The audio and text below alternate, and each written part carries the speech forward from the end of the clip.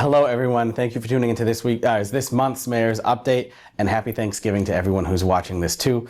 We have these a little bit different this month, where we have 2 November updates, but like I said, we want to make sure we got past the election for the other update, so that's why we're having this end of the month update here in November. And plus we have a lot of stuff to get through today. So we want to make sure that we get through that all back. So for now, sit back, relax, enjoy the show. And as always, when you're done with this, if you think there's anyone that you know in the community that would be interested in seeing what's said here in this video, please feel free to share this with your friends, family, relatives, and anyone else you think might find this information helpful over the course of the coming month. We want to remind people that City Hall is going to be closed in observance of Thanksgiving on both Thursday, November 27th and Friday, November 28th. Those are set by city ordinance that all of our city offices are closed at those times. However, just because City Hall is closed on Thursday and Friday doesn't mean we don't have a huge weekend ahead of us. We want to remind people that this coming Saturday is Small Business Saturday, so make sure you visit all of our local businesses and shop small, particularly if you're starting to get your Christmas presents or your holiday presents for whatever holidays you celebrate here in the city.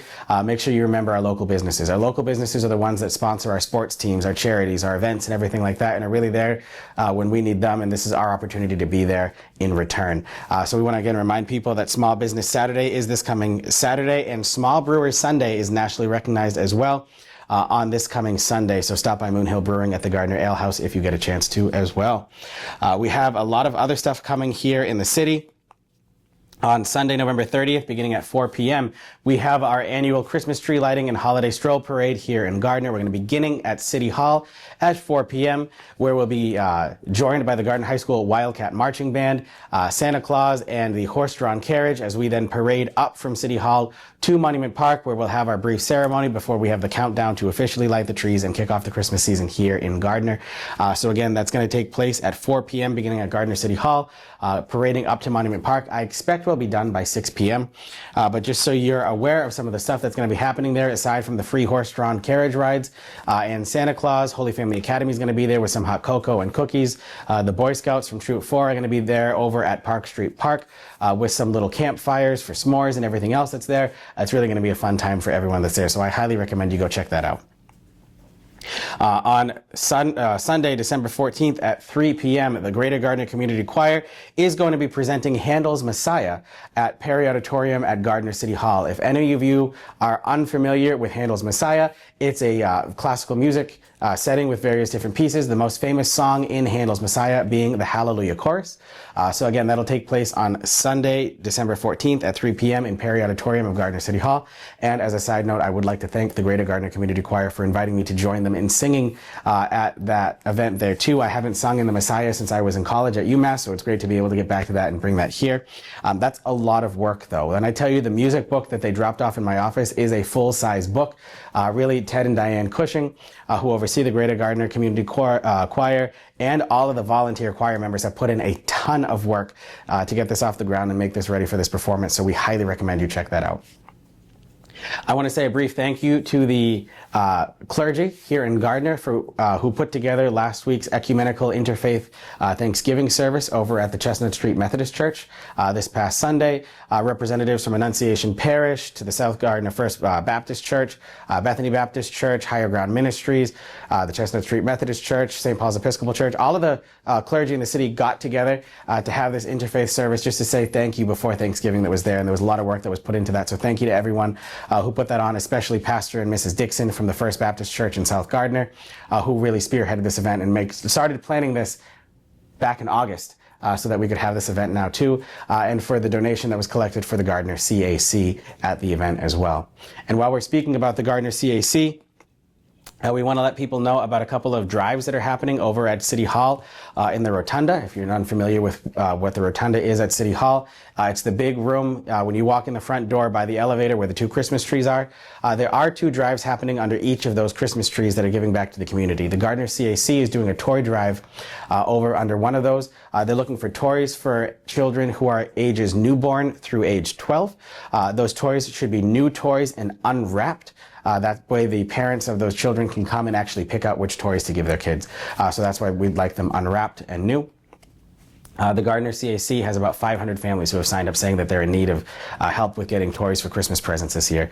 So they've got a big demand this year, a lot more than we've seen in years past. So that's why we're partnering with them to have this toy drive over at City Hall. Underneath the other tree on the other side of the elevator at City Hall in the rotunda, we have a food drive for the Montezuma Veterans Outreach Center's food pantry. They are also experiencing a huge increase in demand. The MVOC pantry and the Gardner CAC pantry actually partner with each other to make sure that they both have enough supplies there too, so you are helping out both by giving that. One thing to note from Dr. Stephanie Marchetti, their executive director, is the things they're really looking for the most this year are canned goods and spices. Which surprised a couple of us when she talked to us, but they said, you know, a lot of people have been very generous this year with food, but now that, you know, SNAP benefits are back and there's other things that make it so that people have access to food that's there. If you have limited resources and what you can buy, you're going to buy your food that'll fill you up, not so much the stuff that'll flavor that food. So they are actually experiencing a massive demand in things like salt, pepper, cinnamon, and any other spices that you can find. They're really asking for heavy donations on that as part of this food drive. But again, any non-perishable food item can be placed there too, not just spices itself. Box goods, canned goods, and then the spices as always. So all of those things, there'll be 2 donation bins in City Hall's rotunda where you can find those there as part as we enter into the Christmas and holiday season, looking for donations for those. And if you're looking at giving back to the community, this is a great way to do that there too. And while you're in the City Hall rotunda, you can turn around and there'll be a tree there too from the Greater Gardner Domestic Violence Task Force that's there to raise awareness of the resources that we have for people this Christmas season, this holiday season, as they go through whatever situations they're going on in their home life, to know that there's a community behind them and there to support them if they need those resources at all too. So thank you to everyone who's been a part of those donation drives and setting up those initiatives that are there. I also want to say a special thank you to City Councilor Judy Mack and her crew of elves, if you will, who helped decorate those trees in City Hall too. They look gorgeous. And I want to say thank you very much to Councilor Mack and her crew that she got of volunteers to help decorate those. While we're talking about decorating the Christmas trees, I do want to thank Teresa Thompson, Lynn Sayrath, and our high school volunteers who helped out to get City Hall's auditorium decorated for the Women's Circle of Giving annual Christmas event that they recently had to raise money going into the holiday season. They really made City Hall's auditorium look great. I also want to say a special thank you to our maintenance staff and our building department who helped out with that as well. The Gardner Board of Health would like to remind residents that there is a 1-day trash delay this week because of the Thanksgiving holiday. So if you pick your normal trash day is on Thursday, your trash pickup day is now Friday, and if your normal trash pickup day is Friday, it's now Saturday. We do this with most of the holidays. There's a 1-day trash delay with that, so that's going to be there. Next week, you're back to your regular trash pickup day. So it goes back to the regular schedule there. We also want to remind people that in observance of Thanksgiving, the transfer station will also be closed on Thursday and Friday and will reopen up again on regular hours on Wednesday and Saturday. So that is, they will reopen again on Saturday, and they are open full day on Wednesday as well. So again, the transfer station is only closed on Thursday and Friday. It'll reopen again on Saturday at regular hours. The Gardner Museum would like to invite everyone to take part in their 20th annual Festival of Trees. There are over 120 trees over at the Gardner Museum right now that are available for raffle for people from the community. These are all donations that have been received by the Gardner Museum, and this is their biggest fundraiser of the year too as well. So if you'd like to join, the event is open to the public and goes until Saturday, December 7th. The hours of those are Wednesdays and Thursdays from 1 p.m. to 4 p.m., Fridays from 1 p.m. to 7 p.m., and Saturdays and Sundays 10 a.m. to 4 p.m. Tickets are cash only, and you don't want to miss out on this very special celebration year. Like I said, there's a record number of trees there too, and they actually look great. I've been there a couple times myself so far, and I can tell you that the prizes are awesome this year. Those who win the prizes, they actually take shrink wrap and wrap the trees, and you get to take the whole tree home with you to brighten up your house for the holiday season. The Theater at the Mount is showing Joseph in the Amazing Technicolor Dreamcoat this month with a great show for anyone to enjoy, seeing the journey through Egypt where dreams come true and colors come alive. Again, that'll be on November 28th and 29th. And December 5th and 6th at 7:30 p.m., November 30th and December 7th at 2 p.m. for matinees, and there's a special sensory-friendly performance on Saturday, December 6th at 2 p.m. Tickets are available on the Mount's box office website and in person at the Mount's box office. Just as a reminder, Gardner Square 2 is still running their annual Memorial Lights Drive to keep the Christmas lights available in Gardner. Any money raised this year as part of the Memorial Lights Drive goes to paying for the lights around the downtown in next year's season. So all the lights that you see this year were covered in last year's drive. This drive really helps keep these going. It raises about $20,000 a year to keep the lights up in downtown Gardner each and every year. A suggested donation is $10 per light. You can also have various sponsorship levels of doing a branch or a full tree in the downtown as well. All of those are available on the flyers that are available at John's Sports Shop and at the mayor's office in Gardner, and you can drop off your donations at either John's Sports Shop or at the mayor's office or at the drop box outside of City Hall as well too.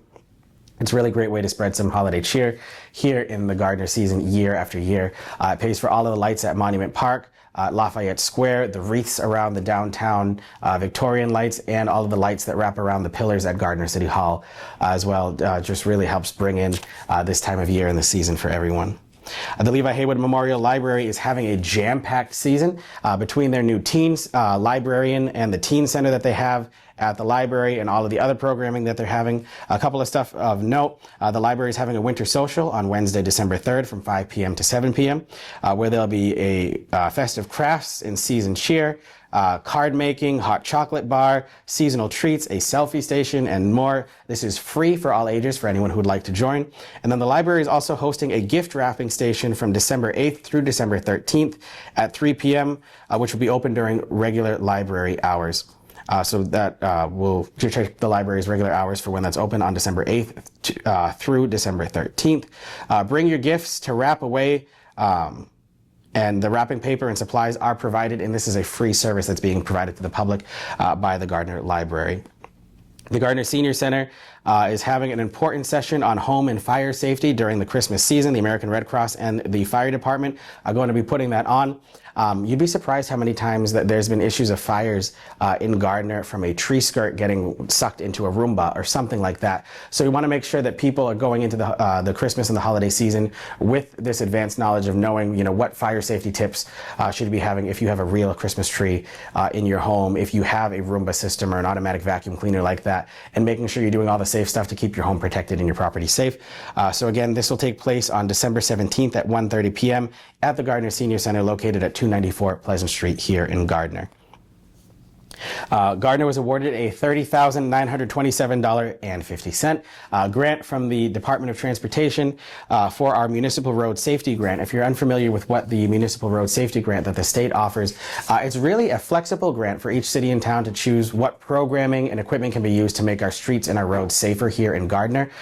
For us, that's going to purchase a couple more of those flashing speed limit signs so that when you drive by, you can see the speed that you're driving to make sure that you are within the speed limit.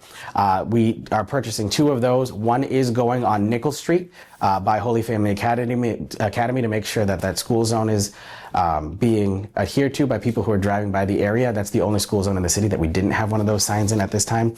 And we're working with Chief McAveen right now to figure out the locations for the other ones.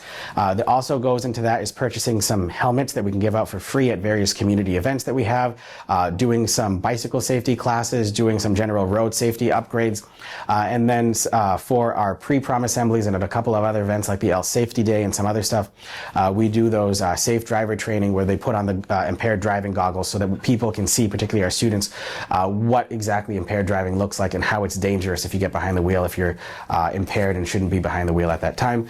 There's a lot of stuff that really goes into that grant there too. I've got to give a special shout out to Lieutenant Chisnowski and Officer Spain in our Community Policing Division of the Gardner Police Department who put together that grant application and the programming related to that each and every year. While we're speaking of our Gardner Police Department, we want to make sure residents are aware that the city was notified that our Code Red system, that's the contractor that the city has a contract with for our emergency alert systems that we have whenever there's a parking ban, an emergency, or anything like that that's going on around the city, was hacked. The private system was hacked. The city itself was not hacked. However, what that did is it crashed the system, and they're in the process of actually fully rebuilding that from the bottom up. They completely crashed the database that they had there too. So we are in talks with Code Red. We will be in full communication with them throughout this process. Residents, we're told, may need to register for the new system once that's done. But we want to make sure that people know that out of an abundance of caution, we have fully decommissioned the city's Code Red system here in Gardner. We do have a backup alert system that we have right now on an as-needed basis. If we do need to put something out like a emergency notification, parking ban, we hope we don't need those for a little bit or anything like that, but we want to know that we will keep the community as informed as possible as Code Red deals through the situations that they're going through, and once their situation is fully resolved, we'll be up to date and here and making sure you know what's going on. Expect once we get updates from Code Red, maybe a special edition mayor's update in between to make sure that people know what's happening. We want to make sure you're as informed as possible because that's our way to let people know if there's an emergency situation that's happening up here. But we also do want to reiterate, we have a backup system. So we do have something in place to make sure that if we need people to get notified, you will get notified. We don't want to think you would just leaving you hanging because someone hacked into Code Red's system and crashed their system. We are still safe. We are still covered. We do have everything here from Plan A through Plan ZZ in the city to make sure that we are as prepared as we need to be. And the last thing I want to say before we get to where we are in this mayor's update is a special thank you to the Gardner Elementary School Band who invited me to their dress rehearsal this past week. We have over 100 students in the 4th grade band, and the 3rd grade band is even bigger. There's just about 220 students in the elementary school band, and that's only open for grades 3 and 4 at Gardner Elementary School, but it's a third of the school's population. People may remember this is a program that got reinstated 4 years ago, so it's great to see how successful it's been. But thank you for letting me stop by your rehearsal and dust off my trumpet for a little bit and get to play with you guys there with your dress rehearsal as the music you were going through. I forgot how hard sight reading Good Clean Wenceslas was for a Christmas concert for a 4th grade level, but for someone who hasn't taken out his trumpet and played it for a while, it was certainly a fun time for all there too, and best of luck in your upcoming concert. That concludes the city update we have. We're going to have a lot more in December because December is a huge and busy month for us here in Gardner. But we are over at Haywood Hospital. I always like to end these updates with saying why we're here, where we are, what's going on with this. But we're going to have a special guest to close out this update here too. So sit back, relax. We're going to reset the scene here, and we're going to get back with some guests here from Haywood Hospital to give some updates on what's happening here. All right, everyone, and we are back. We haven't done this in a while, in a couple of the mayor's updates actually, where we had a guest join us here, but I think it's always neat to get a different perspective, especially when there's some questions going on in the community. We know Haywood Hospital is a massive community partner that we have here, a great resource that we're really blessed to have in our backyard, but there's also been some questions going on, so we figured it'd be great to have a guest here. So I'm joined here by Dr. Frank Sweeney. Doctor, how are you doing today? I'm doing great. Good. Thank you very much for being here. Happy to be here. Do you want to introduce yourself to the crowd, what you do here at Haywood Hospital, and just a brief introduction? Sure. So my name is Dr. Frank Sweeney. I am a family physician. I started in Haywood in 2000 and was with Dr. Faust, and actually had started even earlier with some rotations and training at Haywood. I really enjoyed my time at Haywood, so when it came to a career, I started at 2000 and closed Chair City Family Medicine in 2024, so did family practice in Gardner for 24 years. Wow. Now, after a very short retirement, I got asked if I could take on the role of Chief Medical Officer at Haywood, and I've been a big supporter of Haywood, and I said I'd be happy to help, and I've been doing that since January of this year. Nice. So, Haywood's, had a lot of updates in news and things like that lately, and I should say too that Haywood CEO and President Rosanna Penny is in constant conversations with my office about different things that are happening here at Haywood, and it's been busy. It seems like I feel like you guys haven't really stopped for anything. Yeah, healthcare has been very busy as an entire environment in the state. Haywood, in and of itself, has kind of gone through its financial struggles, went through the bankruptcy, came out of the bankruptcy independent, and that's where I kind of came in as well, that's in that rebuilding year of trying to get things to move forward. Yeah. So I've been part of the team to move that forward for this year. Nice. And I will say too, that was almost rare to be able to come out of a bankruptcy and continue to being an independent community hospital with that community feel and community lens behind its mission too. So I really got to give Haywood, a round of applause for that, just being able to continue as committed to the community as you are, even at dealing with all of those struggles that you had back then. Oh, absolutely. The kind of given typical pattern that would happen is if a hospital went into bankruptcy, it would be purchased or picked up by some other institution, and you would lose your own local ownership. Haywood did come out independently, which is an incredibly small percentage, with its continued board and local leadership. So it's been excellent, which is what we try to support. Nice. So there's been some questions that, my office has received, other people have asked about stuff that's going on in the community. So we just want to help, let the community know that, what's going on here in Haywood, that services are still going, things are still going really strong here. I gotta be honest, I get my medical care here at Haywood. So I trust you guys completely fully. My family does too. So the main question we've been getting asked at City Hall lately is, you had some issues where there was some software concerns and some internet connections and phone connections. Is that all fixed now? Everything good to go? Everything? Right. So there was a cyber event, just like you spoke with the other folks who had a cyber event. And we had our cyber event, which did cause problems with our systems. We switched to our downtime operations during that time frame. I will give kudos to the IT team as they were able to kind of restore the systems in a record short time period from my perspective, and all the systems are kind of completely back and operational at this point and have been for several weeks at this point. But yes, it was another event, like I said, that's happening in healthcare all the time at this point. Yeah, but appointments still going. Like, people don't have to worry, I had an appointment booked way back, I don't have to reschedule that, I can still come, everything seems to be going fine. Right. All of the systems are back to fully operational. Any of the backlogs that were created are being worked to try to bring those down. And because we were not operating at complete, efficiency and full schedules, but everything is all back. ERs, imaging, all connections, everything is fully restored. Nice. And I will say too, going through all of that, Haywood was in constant contact with us over at City Hall, but not just here in Gardner, but through the region. I think it was the Monday after the big event happened where, the cyber situation occurred.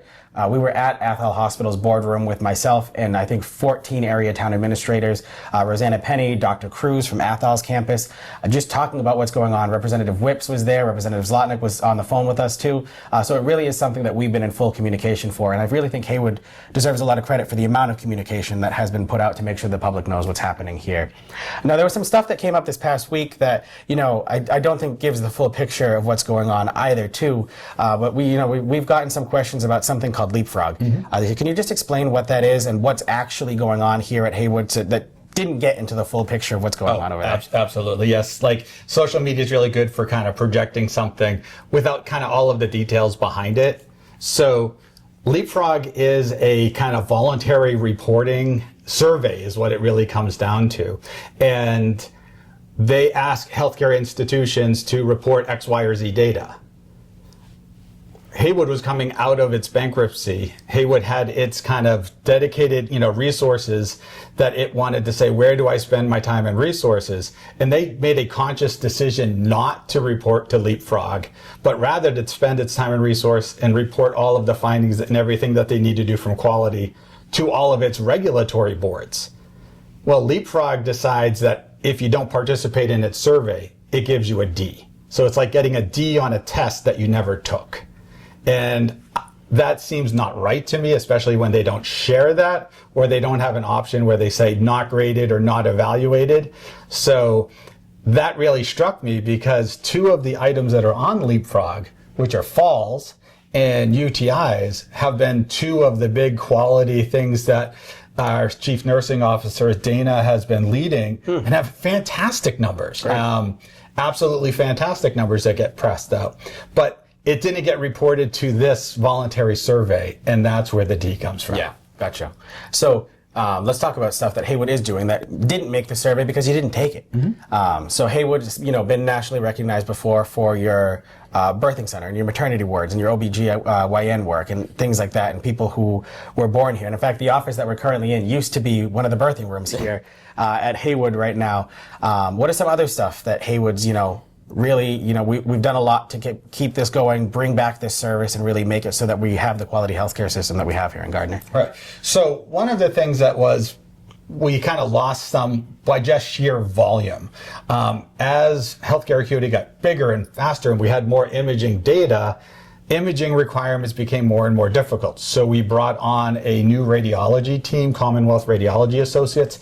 They have been fantastic in helping us to grow our radiology team. We had a great team, and now we have a bigger team. With that, we're going to be able to add on interventional radiology features, so people in the community won't need to go travel for an interventional radiology procedure, so they could get it done here. That's been will be a fantastic benefit that we're moving for 2026. And then we're going to be growing our primary care presence. Our goal in Haywood is, if it should be done in a community hospital, we want to do it at the community hospital and we want to do it better. And that's really what we focus at. So now we're going to be bringing new primary care doctors in up into the Athol area, Great. growing our practices that are here because they all support us.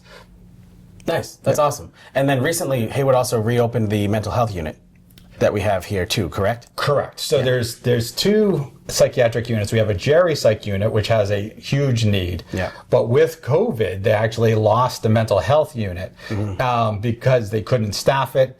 It's been closed for years, but again, the team had brought that back online, but that was even last year, and it's just continuing to grow that. Excellent. There's a huge need for mental health services, so for Haywood to be able to do that in the community is fantastic. Yeah, awesome. I really say one of the biggest blessings that we have with Haywood in our backyard is we don't have to worry about going to Worcester or Boston.